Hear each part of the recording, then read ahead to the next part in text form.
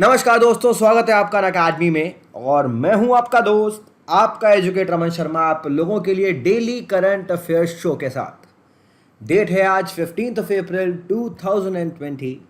उम्मीद करता हूं कि आप लोग सुरक्षित होंगे, अपने घरों में सेफ होंगे और क्वारंटाइन को फॉलो कर रहे होंगे और पढ़ाई भी कर रहे होंगे, क्योंकि education is the most powerful weapon for changing the world.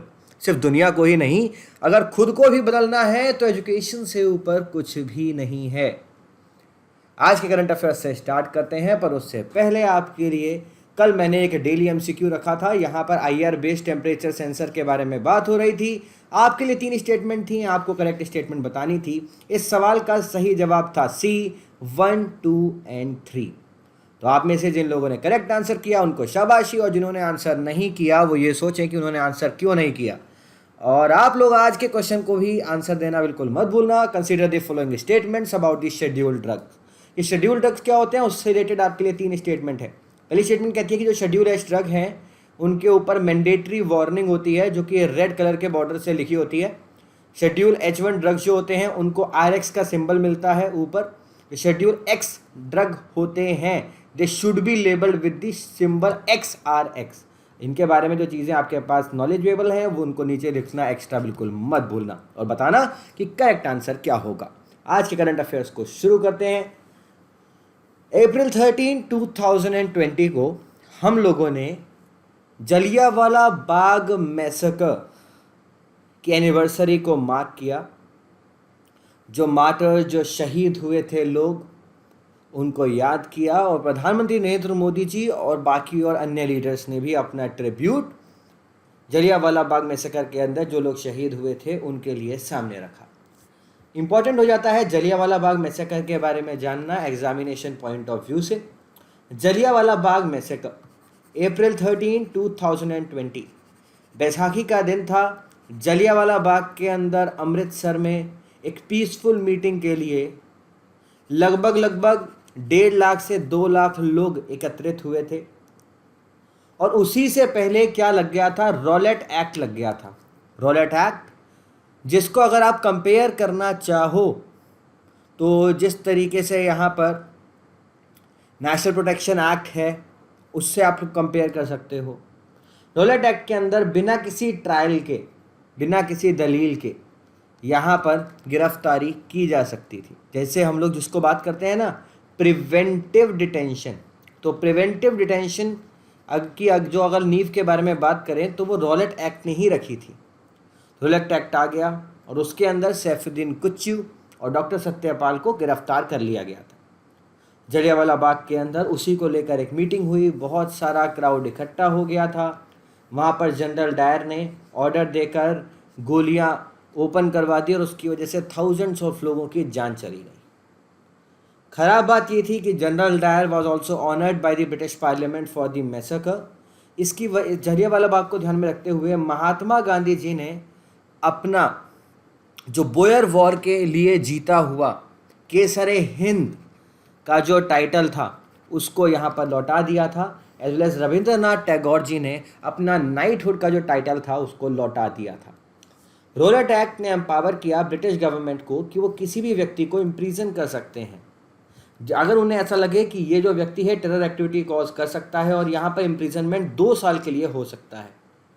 A panel was set up for speedy trial with 3 high court जजेस, और यहाँ पर कोई भी कोर्ट ऑफ अपील नहीं थी इस पैनल के आगे। जो एक्ट था it also place severe restriction on press also. Moving on to another article, Collab CAD launched in Atal Tinkering Labs. What is this Collab CAD initiative? Guys, NITI Aayog के अटल innovation mission और यहाँ पर national informatics centre ने jointly Collab CAD initiative को launch किया।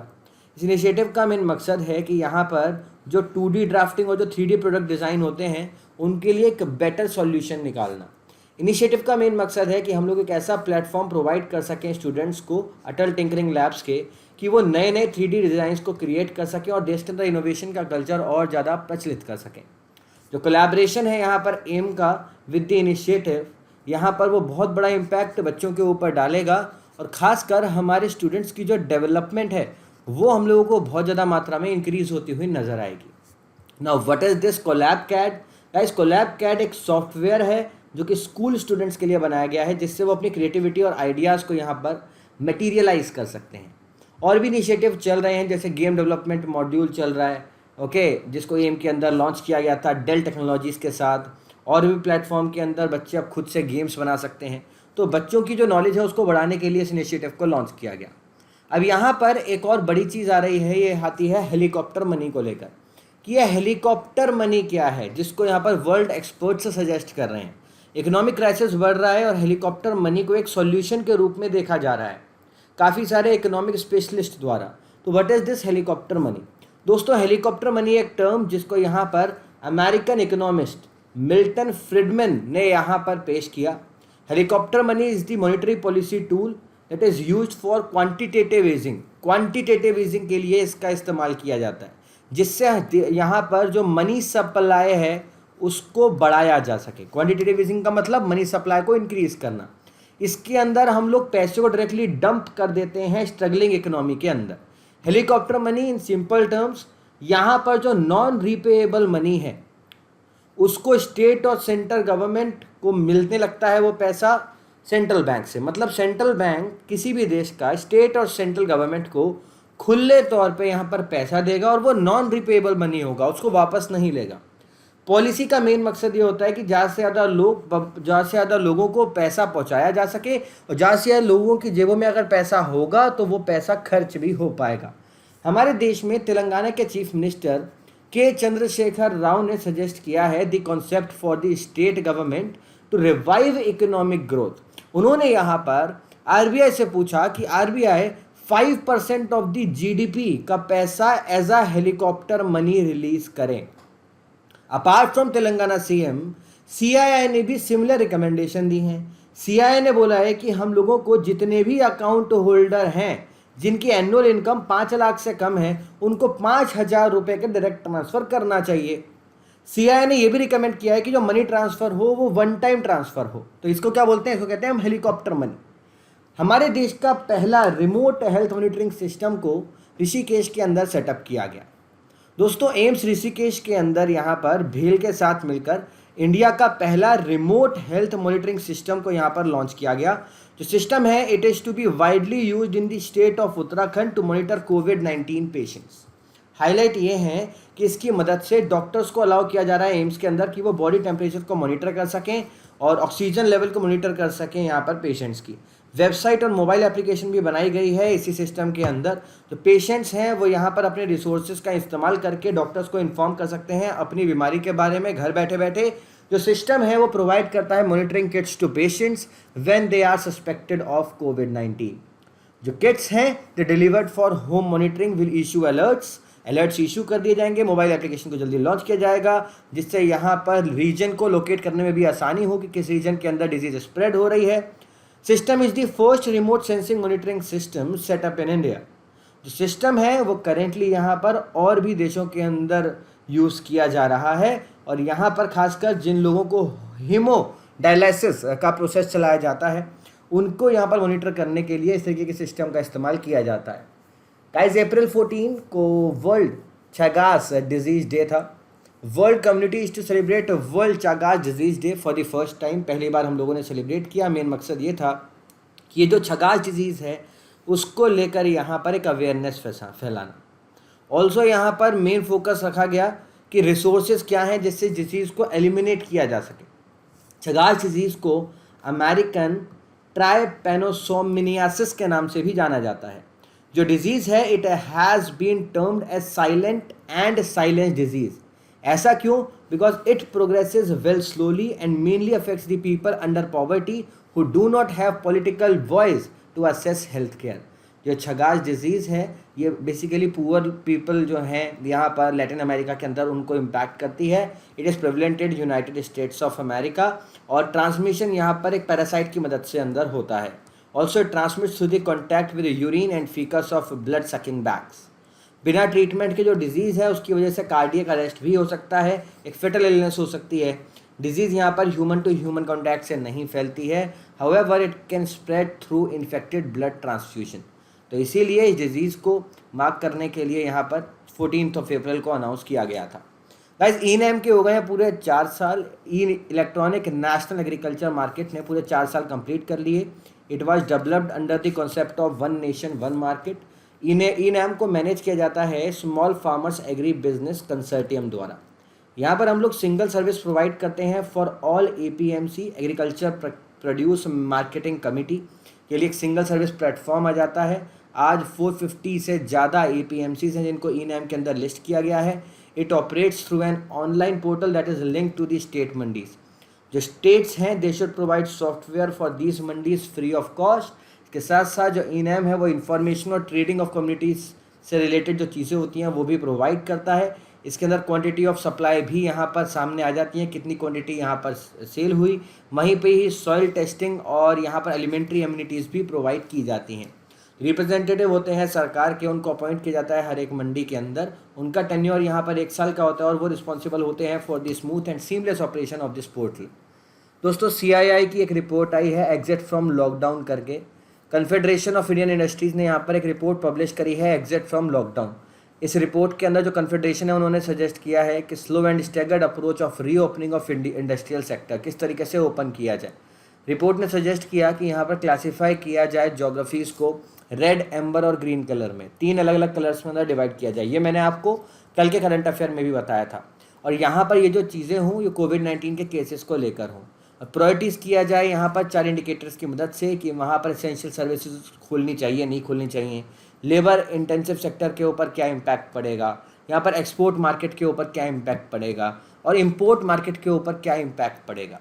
CII ने 3 stages को बोला है। स्टेज 1 के अंदर यहाँ पर 100% ऑपरेशनलाइज कर दिया जाएगा manufacturing, pharmaceuticals, apparels, textile, mineral, food processing और मेटल्स को।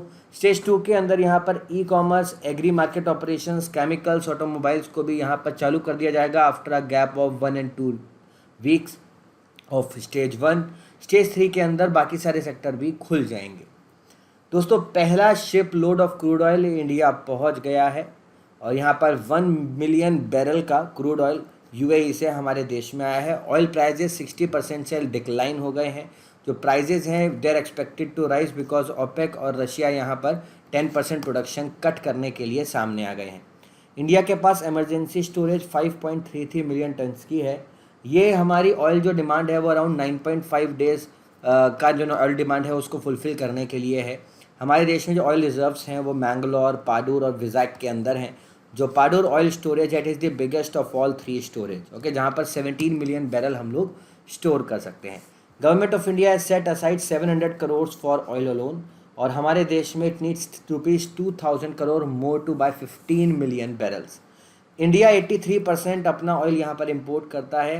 इराक हमारा सबसे बड़ा क्रूड ऑयल पार्टनर है, हमारी 25% नीड वही फुलफ़िल करता है और हम लोग अराउंड 111 मिलियन टन्स का ऑयल यहाँ पर इंपोर्ट करते हैं। इराक के बाद Saudi Arabia second largest oil partner है हमारा, जो 20.7 मिलियन टन्स ऑफ ऑयल हम लोगों को देता है। इंडिया और US के बारे में बात करें तो US 6th largest oil supplier है इंडिया का। 2017 में इंडिया ने 1.9 मिलियन टन इंपोर्ट किया था जो कि 2018-19 में बढ़ गया था और अब वो हमें और भी ज़्यादा बढ़ता हुआ नज़र आएगा। दोस्तों कोर स्ट्रेटेजिक ग्रुप यहाँ पर CSIR के अंदर बनाया गया है जिससे इकोनॉमी, डिजिटल और मोलिकुलर सर्विलियंस या ड्रग्स को किस तरीके से रीपर्पस किया जाएगा उसके ऊपर विचार किया जाएगा। गवर्नमेंट ऑफ इंडिया ने अभी तक डेडिकेटेड हॉस्पिटल्स की लिस्ट नहीं निकाली है कोविड-19 की। And when a person is suspicious over the infection उनको यहाँ पर स्टेट डिपार्टमेंट या सेंट्रल डिपार्टमेंट के कॉल सेंटर्स सजेस्ट करते हैं। However there are dedicated health centres जो कि कोविड-19 के लिए ओपन किए गए हैं। यहाँ पर नेशनल रूरल लाइवलीहुड मिशन के अंदर 78,000 सेल्फ हेल्प ग्रुप्स हैं जो कि मास्क भी बना रहे हैं, तो उन सब चीज़ों के बारे में बात की गई। दोस्तों पाल्म ऑयल इंपोर्ट के बारे में बात करें तो उनको और ज़्यादा टाइटन कर दिया है, इंपोर्ट को रोक दिया गया है नई कंडीशंस के अंदर। यहाँ पर अब प्री परचेज एग्रीमेंट के थ्रू ही आगे बढ़ा जाएगा। प्री परचेज एग्रीमेंट के साथ साथ सर्टिफिकेट ऑफ ओरिजिन भी ज़रूरी होगा अगर हमारे देश के अंदर हमें इन प्रोडक्ट्स को इंपोर्ट करना है। जो इंपोर्ट लाइसेंसिंग है पाम ऑयल की it has been made to 6 months in place of 18 months। जो रूल्स ऑफ ओरिजिन सर्टिफिकेट है it is required for the country with which India has trade agreement. Curbs क्यों है? Because हम लोग shipment को regulate कर सकें लॉकडाउन के समय में। इंडिया वर्ल्ड का लार्जेस्ट इंपोर्टर है वेजिटेबल ऑयल का और हम लोग 15 मिलियन टन के वेजिटेबल ऑयल हर साल खरीदते हैं। India primarily palm oil import को यहाँ पर इंडोनेशिया और मलेशिया से खरीदता है। दोस्तों Malaysia produces 19 million tonnes of palm oil a year और इंडोनेशिया प्रोड्यूस करता है 43 million tonnes of palm oil a year. जो पाम ऑयल है it had been put to restrict category from free since remark of Malaysian prime minister. दोस्तों Siachen day को भी commemorate किया गया था अप्रैल 13 को। ये वही दिन है जब हम लोगों ने ऑपरेशन मेघदूत चलाया था।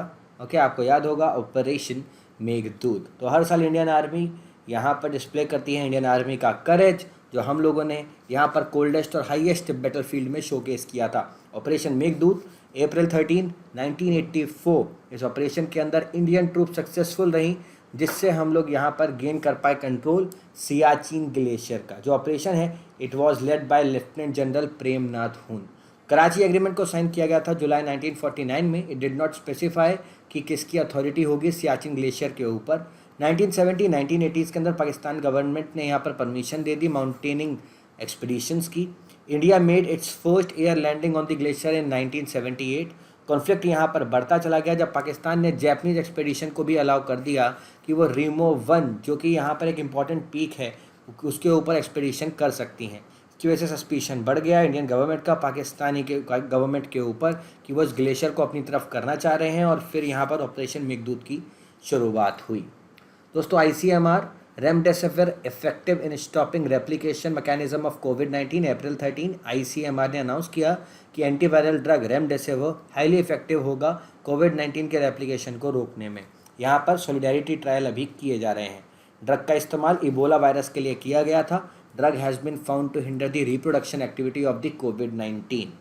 वर्ल्ड बैंक ने बोला है कि इंडिया 1.5 से 2.8% के बीच में ग्रो करेगा अपनी south Asia economic focus report के अंदर, और यहाँ पर ये हमारी सबसे ख़राब ग्रोथ होगी 1991 के बैलेंस ऑफ पेमेंट क्राइसिस के बाद। इसके साथ साथ जो माइग्रेंट्स हैं उनके बारे में बात करें तो हमारे देश में अराउंड 120 मिलियन माइग्रेंट्स हैं। टॉप 3 डिस्ट्रिक्ट जहाँ पर वर्क फोर्स जो है वहाँ से हमारे देश से आती है वो है वेस्ट त्रिपुरा, वेस्ट इम्फाल और Sholapur of Maharashtra. Growth prediction यहाँ पर इंडिया के 2.5% की जा रही है। फिच ने 2% कही है, एशियन डेवलपमेंट बैंक ने 4% कही है। वर्ल्ड बैंक सजेस्ट करता है कि यहाँ पर फोकस करना चाहिए कि हर एक नागरिक को यहाँ पर खाना मिल सके ऐसी कंडीशन में, और टेम्पररी जॉब प्रोग्राम्स भी हम लोगों को चलाने चाहिए। तो आज के डेली करंट अफेयर्स में इतना ही था। अगर आप लोग डेली फॉलो नहीं कर रहे हो तो दोस्तों सुबह 7 बजे आ जाती है वीडियो। ज़्यादा लंबी नहीं होती है, आधे घंटे की होती है मैक्सिमम, और उसके अंदर I cover most of the current affairs. हम लोग अप्रॉक्सीमेटली 6, 7, 8 चीज़ें कवर करते हैं। तो आपने सुझाव भी नहीं लिखना बिल्कुल मत बोलना आप लोग, और क्या क्या चाहते हो कि मैं और क्या क्या करूँ इस करंट अफेयर्स के अंदर। आज के सेशन को यही एंड करता हूँ। Love and peace from my side. Thank you for having me here guys and have a great day ahead. Bye bye, take care.